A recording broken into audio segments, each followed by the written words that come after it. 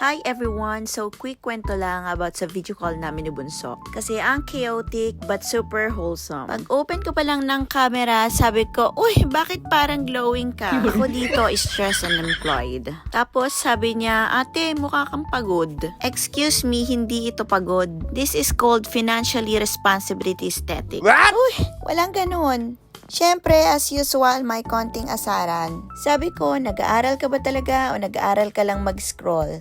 Tapos, tatawa lang siya, typical na bunso behavior. But low-key, I told her, enjoy your student era, make memories, but don't forget to build yourself. Dahil hindi cute ang walang goals in real life. Kasi real talk guys, being an OFW is not just for the plot. I'm here working abroad not because it's easy, but because someone has to level up the family storyline.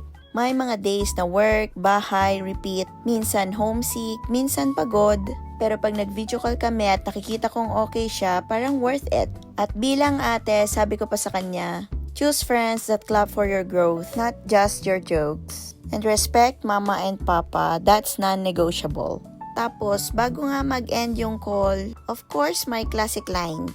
Ate, padala ka. Uy! Kaya sabi ko, send report card first.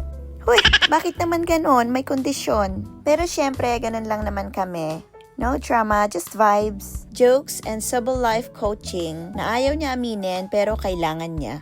At the end of the day, kahit long distance kami, I'm still her ate. Still rooting for her, still investing in her future, emotionally and financially.